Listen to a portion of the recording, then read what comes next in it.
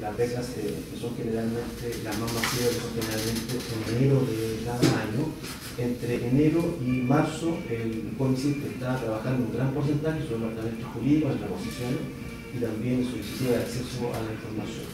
Entonces, para el caso particular, dependiendo de la solicitud que sea, en la base de datos se extrae la información, se sistematiza la información y se entregará a aquella que corresponde en los tiempos que se establece, pero no ha dejado de ser una complicación el volumen de la base de datos que existe y la separación de cada una de la información. Ahora, es un problema informático que es posible resolver, pero que en eso estamos tratando de buscar una metodología distinta, de tal forma que sea más cercano al tiempo real, es poder acceder a la información y entregarle esto dentro del plazo.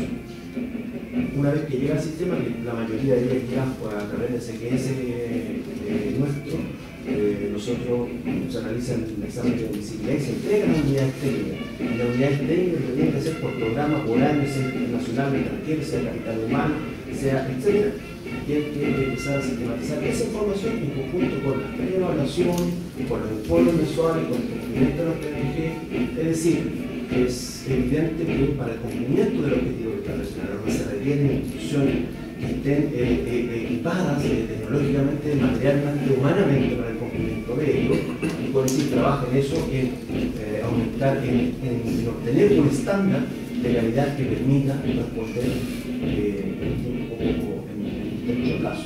Es más, hemos hecho una evaluación hace un mes atrás, justamente viendo cada una de las solicitudes que estaban por el plazo, para poder redistribuirla y en primer lugar responder en nuestro plazo, que es lo que a nosotros realmente interesa, ajustando los procedimientos primeramente, que una necesidad se entiende y se ejecuta, y en segundo lugar estableciendo plataformas de información que den cuenta de las posibles solicitudes.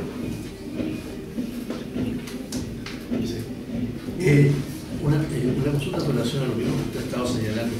Los currículum que envían los postulantes, todo esto está digitalizado, ¿verdad? Sí, lo ingresan a través de la página web.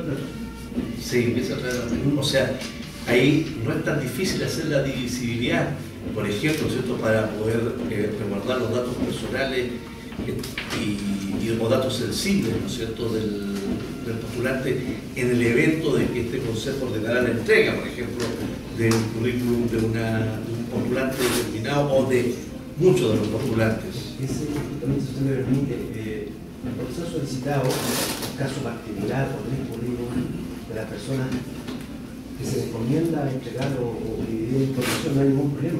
Pero hemos tenido solicitudes de entregar todos los del año 2009, y cuando yo digo que el promedio son entre 10 y 10.000, o sea, la verdad es que un trabajo en donde humanamente resulta difícil, que ciertamente no es la mejor de las explicaciones, pero es visible de la realidad. CONICET debe ajustarse a generar mayor grado de eficiencia en la entrega de la información, en la distribución, en el método de plataforma que tiene para almacenamiento. Pero ciertamente hemos tenido casos en donde ha sido posible rápidamente entregarlo por el volumen, pero si nos llega en enero, nos llegan 200 solicitudes, 200 solicitudes y cada una de ellas pide distinta información, habiendo una persona que está trabajando eso, la verdad que se dificulta. ¿Será posible que usted nos pueda mostrar los documentos que ofreció? Sí, sí. Aquí está la unión del Consejo de Rectores para el caso particular del reclamo de ilegalidad que resolvió en contra, que rechazó la solicitud de CONICET por el rol 320 del 2011.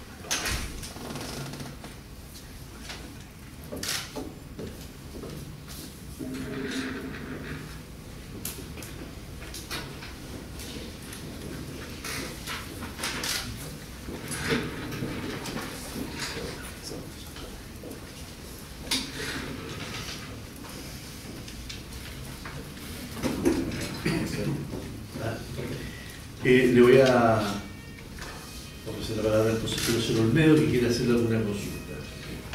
Muchas gracias. Bienvenido. Bienvenido también tenemos reclamante acá. A ver, usted ha señalado acá, y algo que me parece positivo, que no lo habíamos visto en las presentaciones formales anteriores, el hecho de que la identidad del evaluador, la revelación de la identidad del evaluador afectaría al sistema. Eso es entiendo que lo que está planteando es una alegación al buen funcionamiento del órgano en ese contexto para registro. Lo que usted señala también es que eso es la revelación sería un desincentivo al mundo académico. Estoy tratando de reducir en un país donde tenemos un PIB que da bastante poco a la tecnología. Entonces, mi pregunta es si esta aseveración que usted hace es una percepción de principio, o sea, es una sensación, porque ha mencionado haber hablado con académicos, por lo tanto es una percepción también de carácter subjetivo que está planteando, o también hay un análisis más profundo a través de la experiencia comparada específica en esta materia o si hay, cuál es en la que establece un sistema a rendía con rangos de PIB y comunidades científicas, ¿cuál sería esa experiencia que estaríamos siguiendo como modelo en Chile? Y segundo, ¿cuáles son los mecanismos que ustedes han adoptado internamente para tener efectivamente la ratificación por parte de la comunidad académica de que ese efecto se produciría, si es que lo han hecho o no lo han hecho? ¿Ah? Y si es que existe, si es posible que este consejo tenga acceso a sus documentos para los efectos de una mejor ponderación. En primer lugar, más tarea en un documento ofrezco de verdad tanto a los representantes evaluadores del mundo académico como universidades y los técnicos de CONICET poder también dar cuenta de la conveniencia que tiene adoptar un modelo que se adopta en Europa. O sea, continuamente, cuando ellos van a decir lo que invierte en Chile en tecnología, estoy diciendo, ojo, y miren lo que nos cuesta invertir, es un problema de Estado, lo que nos cuesta es que las políticas públicas, el tema pensando en el crecimiento y el desarrollo, definitiva, ¿cierto? Como motor del crecimiento y el desarrollo importante, la educación y la tecnología y la investigación son relevantes. En Europa funciona este sistema. Así hemos tenido cartas de académicos de otros países que nos han señalado. Entonces, cuando decimos que sin perjuicio que estamos lejos del 1.8, del 1.5, lo podemos invertir en otros países más desarrollados, si nosotros con el esfuerzo que hace Chile queremos tener un sistema de excelencia, un sistema de calidad, en donde la remuneración no es el incentivo, porque la remuneración equivale a promedio el 11, 12 mil pesos por cada evaluación. Lo que le da valor al trabajo que genera CONICET es justamente la capacidad, la habilidad, la experiencia, el currículum de cada uno de los evaluadores. Y no es solamente una percepción. O sea, los evaluadores tan pronto saben en conjunto con las unidades técnicas de CONICET que se dedican al tema de capital humano avanzado, han manifestado su complicación, porque fundamentalmente, ¿cuál sería el incentivo para un académico de 15, 20 años de experiencia en su rubro, participar por 12 mil pesos en el lugar en donde más aún, para efecto de la evaluación, sus padres, que son los que van a tener que evaluar, van a saber qué lo van a evaluar? Si el campo es muy reducido, hablamos de la misma universidad, de los mismos evaluadores para el caso concreto. Eso es lo que se tiene que ver. Entonces, lo que nos pasaría a nosotros, que debe hacer, ¿cuál es entonces? Contratar otro estándar de evaluadores o requerir de otros recursos, eso no se ha tenido en vista. Y más allá de percepción, yo ofrezco, lo digo sinceramente, o sea, puede existir la reunión fundada tanto de los evaluadores como los departamentos técnicos de CONICET que pueden dar cuenta de que comparten el modelo europeo respecto del secreto y la identidad de que le evalúa, porque esa metodología le lleva a una mejor objetividad en el trabajo. Y para el caso particular, porque obviamente... Yo pediría que si le pudiéramos pedir a CONICET, que usted ha señalado varias veces el modelo europeo, si usted nos pudiera remitir al Consejo a la brevedad, dentro del día de este día de mañana, los modelos a los cuales usted está señalando, cómo están funcionando, cuáles son, para tenerlo de ¿Podemos sacar fotocopia de los documentos? Sí. Vamos a sacar de fotocopia entonces, y ahí los vemos los originales. Tiene la palabra el consejero señor Ferreiro, que quiere hacer también alguna consulta. Sí, son dos preguntas. La primera es, en un caso que está por resolverse acá, el caso 200-11, que es el conocido al señor aquí presente, el CONICYT entregó las cartas de recomendación formuladas por dos personas.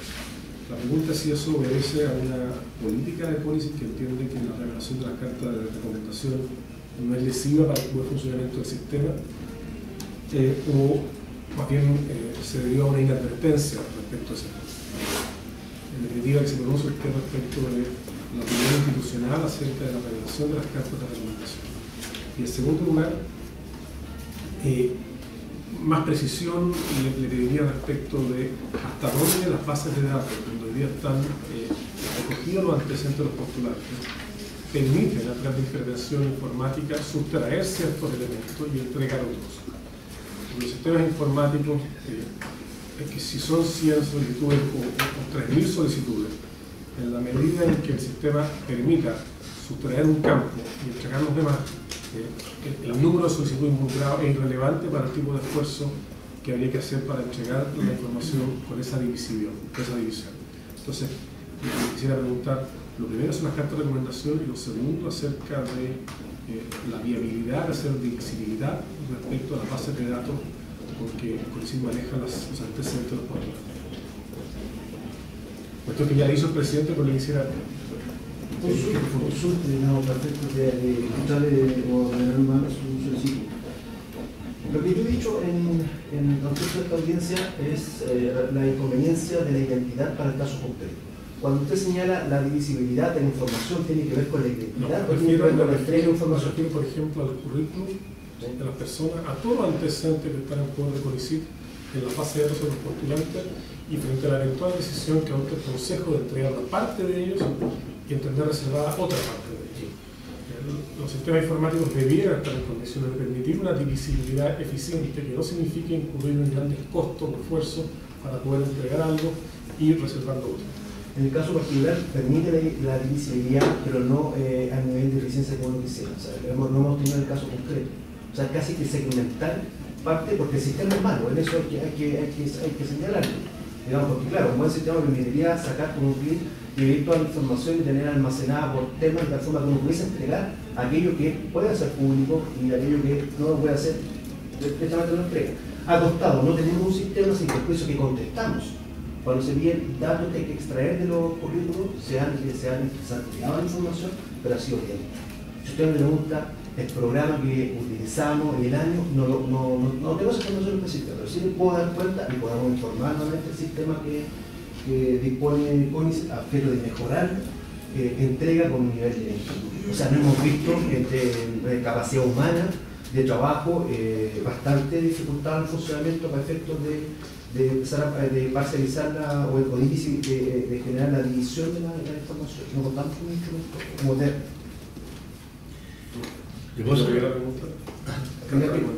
Y la primera pregunta, si usted me dice cuáles eran las carpetas que tengo acá, me dice... En el caso 200-11, Alexandro Álvarez y una serie de información, entre ellas las cartas de recomendación, de su postulación y CONICYT, entendemos, entrega esas cartas. Entonces, la pregunta es, ¿entiende CONICYT que las cartas de recomendación deben ser entregadas abiertamente a quien la solicite? ¿O esto obedeció más bien a una inadvertencia? Una inadvertencia producto del volumen y yo creo que las ansias de poder y la gana de poder cumplir con nuestros resultados. Esto para nosotros ha sido un problema institucional, ha sido discutido de esa forma. Yo creo que cuando los controles no han sido los mejores, es evidente que pueden haber casos como este u otros. Entonces, dicho de otra manera, usted entiende que las cartas de recomendación deben ser reservadas. Sí. Y voy a hacer una consulta. En el amparo 140 presentado deducido por don Julián González, se ordenó entregar copia de 3.400 currículos.